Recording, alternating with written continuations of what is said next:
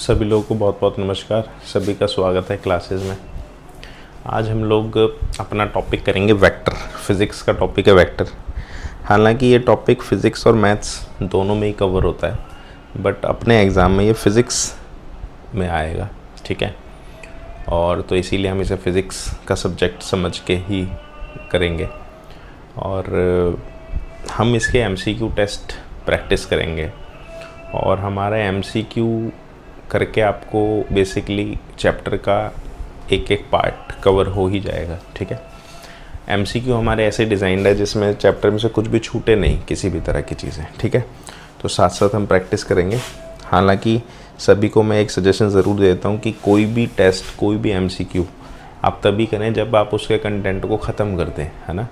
क्योंकि MCQ करने का फ़ायदा तभी है जब आपने वो कंटेंट ख़त्म कर दिया है, नहीं तो फिर आप कई बार ऐसा होता है कि वेस्टेज ऑफ टाइम जैसा भी लगता है। लेकिन हम कोशिश करेंगे कि आपको सारे क्वेश्चंस क्लियर हो जाएंगे, ठीक है। चलो, तो सबसे पहला क्वेश्चन है vector joining point this and this directed from P to Q। दो पॉइंट है सर हमारे पास, एक है पॉइंट P 2,3,0 और एक है पॉइंट Q -1 -2 और -4, ठीक है। दो पॉइंट है, तो हमें वेक्टर PQ निकालना है। P to Q मतलब वेक्टर PQ चाहिए मुझे, है ना, वेक्टर PQ। तो सर इसका फॉर्मूला होता है हमारा, जब भी हम दो पॉइंट से वेक्टर बनाते हैं तो इसका फॉर्मूला क्या होता है, जो पीछे वाला पॉइंट होता है, पीछे वाला पॉइंट यानी इस वेक्टर में पीछे Q है, तो OQ vector OQ minus vector OP, पीछे के पोजीशन वेक्टर से आगे वाले के पोजीशन वेक्टर को माइनस करना होता है। अब पीछे का पोजीशन वेक्टर कैसे बनता है, जो इसके पॉइंट्स हैं इसमें I, J और K लगा देते हैं।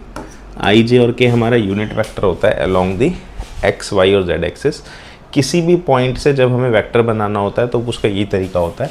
तो हम OQ वेक्टर, अगर हम सपोज करें यहाँ पे ओरिजिन है कहीं O, तो जो मेरा OQ वेक्टर है ये क्या हो जाएगा, -1I -2J -4K, ठीक है। बीच में माइनस एज इट इज़। अब OP वेक्टर जो है OP, ये OP वेक्टर क्या हो जाएगा हमारा 2I + 3J + 0K + 0K, ठीक है। तो हमारे दो वेक्टर हो गए। अभी ये क्वेश्चन के आंसर इसलिए मार्क करे हुए हमने कि बार बार चेक ना करना पड़े, है ना। आंसर के मार्क करने से मुझे नहीं लगता कोई फ़र्क पड़ता है जब तक वो सॉल्व करने वाला हो। अगर डायरेक्ट लिखने वाला है तो फिर उसमें हम नहीं करते मार्क। अब इसे सिंप्लीफाई करेंगे वैसे ही जैसे हम नॉर्मल कैलकुलेशंस करते हैं। रेडी रखते हैं इसको, तो इसको I से I हो जाएगा, तो -1I -2I हो गया। J के साथ J हो जाएगा, -2J -3J हो गया, क्योंकि इन सब के साइन बदल जाएंगे माइनस खुलने से। हो जाएगा -4K -0K। तो इसको सिंप्लीफाई करके आंसर आ जाएगा -3I -5J -4K। तो -3I -5J -4K यानी ऑप्शन नंबर B, ठीक है। Answer is option number B। Next question करते हैं। The unit vector in the direction of PQ where P and Q is इतना। तो अब यहाँ पे क्या है, मेरे को PQ का यूनिट वेक्टर निकालना है। तो किसी भी वेक्टर का यूनिट वेक्टर जब हम निकालते हैं तो पहले हमें वो वेक्टर पता होना चाहिए। यानी अगर मैं पहले वेक्टर PQ निकाल लूँ, वेक्टर PQ, तो इसका यूनिट वेक्टर बाद में निकालना वो नेक्स्ट स्टेप होता है ना। तो PQ वेक्टर निकालने का क्या तरीका है, OQ माइनस OP। जो पीछे वाले का पोजीशन वेक्टर है, वो पोजीशन वेक्टर क्या होता है, ओरिजिन से जो शुरू होता है, जो OQ और OP हम लिखते हैं वो पोजीशन वेक्टर ही होता है। तो OQ हमारा क्या हो गया, ये Q है ना, जैसे पिछले क्वेश्चन में किया था। तो Q पॉइंट है, इसके आगे IJ लगा दो, 4I + 5J + 6K, ये हमारा वेक्टर OQ हो गया। माइनस OP वेक्टर के लिए इसके आगे IJ लगा दो, 1I + 2J + 3K। इसे सिंप्लीफाई कर लेते हैं यहाँ पे। तो इसको जब मैं सिंप्लीफाई करूँगा तो ये हो जाएगा हमारा I, इसके साथ I आ गया, 4I -1I, फिर जाएगा +5J -2J, फिर जाएगा +6K -3K। इसे सिंप्लीफाई करते हैं, हो जाएगा 3I + 3J + 3K। तो ये मेरा वेक्टर PQ आया अभी, तो पोजीशन वेक्टर। ये अभी तक कुछ ऐसा ही हुआ है जैसा हमने पिछले क्वेश्चन में किया था, ठीक है। अभी हमने सिर्फ पोजीशन वेक्टर PQ निकाला है। अब हम क्या करेंगे, इसका यूनिट वेक्टर बनाएंगे। तो तो किसी भी वेक्टर से यूनिट वेक्टर बनाने का जो तरीका है वो क्या है, अब ये नेक्स्ट पार्ट शुरू हो गया। तो जैसे मेरे को पी क्यू का यूनिट वेक्टर बनाना है, तो यूनिट वेक्टर का सिंबल ये होता है, तो हम क्या करते हैं, पी क्यू वेक्टर को डिवाइड कर देंगे उसी के मैग्नीट्यूड से, ठीक है। तो हमें इसका यूनिट वेक्टर बनाना है क्योंकि इन्होंने बोला यूनिट वेक्टर निकाल लो इस डायरेक्शन में। तो पी क्यू तो ऑलरेडी हमारे पास है, पी क्यू क्या है हमारे पास 3i + 3j + 3k। अब इसका मैग्नीट्यूड कैसा आएगा, मैग्नीट्यूड का फॉर्मूला होता है जो ये i j k के साथ जो भी कोएफिशिएंट्स हैं इनका स्क्वायर करके ऐड कर देते हैं तो इसका मैग्नीट्यूड आ जाता है किसी भी वेक्टर का। तो √3 का स्क्वायर, 3 का स्क्वायर और 3 का स्क्वायर, ये हमारा मैग्नीट्यूड हो जाएगा। तो नेक्स्ट स्टेप में हो जाता है 3i + 3j + 3k, डिवाइड में हो जाएगा √3 का स्क्वायर 9, 27, 3 रूट √27 हो जाएगा ये, है ना, √27। फिर √27 को मैं यहाँ पे और सिंप्लीफाई कर देता हूँ, तो जाएगा ऊपर 3i + 3j + 3k ही रहेगा, और ये √27 को मैं 3√3 लिख सकता हूँ, है ना, क्योंकि √27 क्या होता है √3 × 3 × 3, और जो चीज़ का पेयर है वो एक बार बाहर आ जाएगा और ये अकेला अंदर रह जाएगा। अब ये क्या है, इसको हम अलग अलग करके भी लिख सकते हैं, इसे मैं हटा देता हूँ, स्पेस थोड़ा सा कम है क्योंकि हमने एक ही जगह 2 क्वेश्चन ले रखे हैं। अब इसको अलग अलग कर देते हैं, 3i अलग कर देते हैं, 3i/3√3 अलग हो गया, प्लस 3j/3√3 अलग हो गया, प्लस 3k/3√3 अलग हो गया। अब ये 3 से 3 कैंसिल, 3 से 3, 3 से 3, तो जाएगा 1/√3i plus 1/√3j plus 1/√3k। तो ये हमारा यूनिट वेक्टर है पी क्यू। तो ये ऑप्शन हमारे पास ये है, इसमें शायद ए ऑप्शन, सभी के नीचे 1/√3, आंसर ए, ठीक है, कॉमन ले लिया वहाँ पे। तो ये बेसिक से शुरुआत है, हालांकि इससे पहले स्टार्टिंग में एक किसी सिंगल वेक्टर का मैग्नीट्यूड कैसे निकालना है, ठीक है, वेक्टर्स को प्लस कैसे करना है, माइनस कैसे करना है, वेक्टर किसी भी पॉइंट से पोजीशन वेक्टर कैसे बनाना है, किसी भी पोजीशन वेक्टर से पॉइंट कैसे बनाना है, ठीक है, ये सब चीज़ें हम जैसे जैसे आगे बढ़ेंगे करते रहेंगे। नेक्स्ट क्वेश्चन पे जाते हैं, question number 3, direction cosines. Next question है the direction cosines of the vector joining a and b directed from a to b are. तो डायरेक्शन कोसाइंस, यहाँ पे एक वर्ड आया है डायरेक्शन कोसाइंस, ठीक है। तो डायरेक्शन कोसाइंस एक बिल्कुल अलग चीज़ है जिसको हम LMN से रिप्रेजेंट करते हैं। देखो इसमें 2 चीज़ें होती हैं, एक डायरेक्शन कोसाइंस, एक होती है डायरेक्शन रेशोज।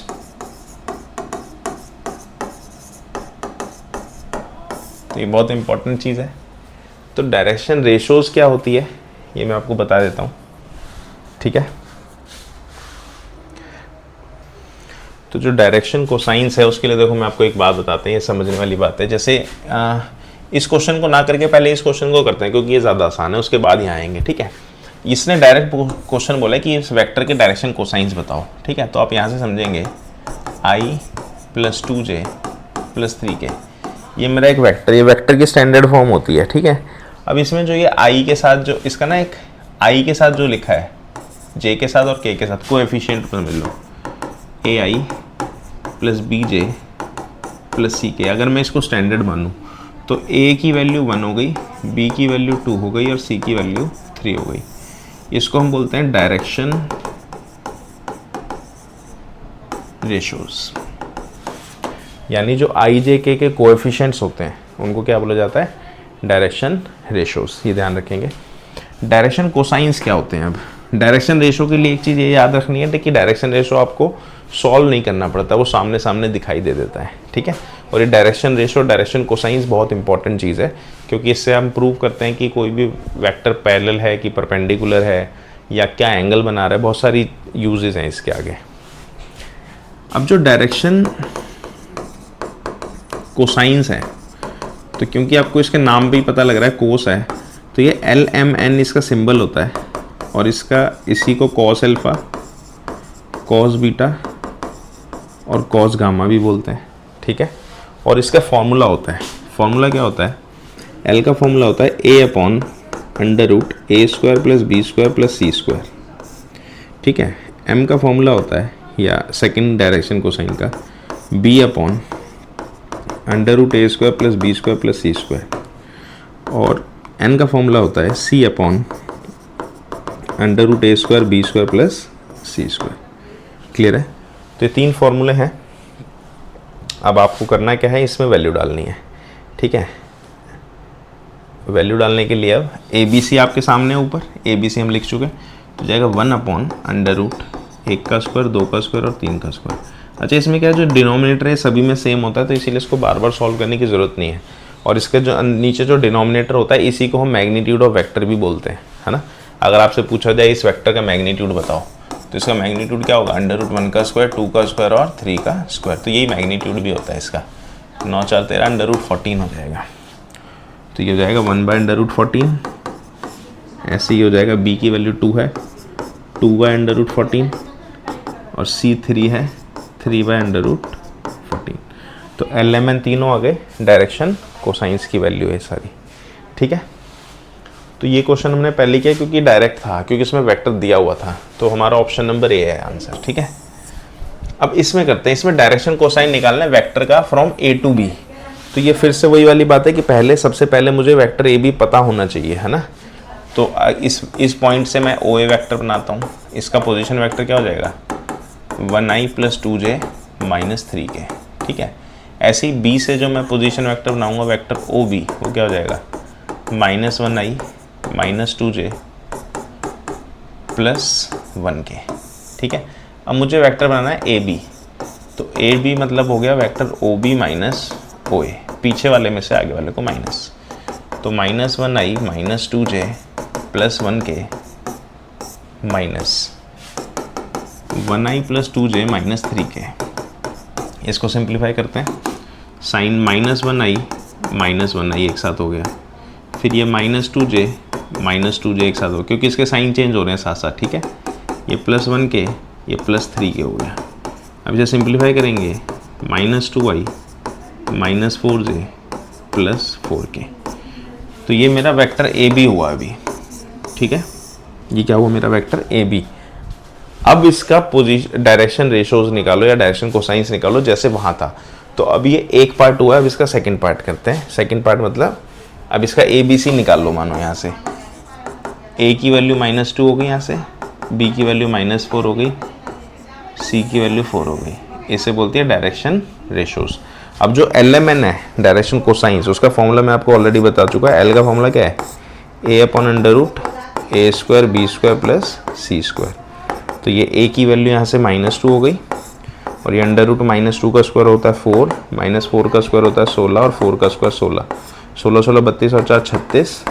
अंडर रूट 36 की वैल्यू आती है 6, तो -2/6 1/3।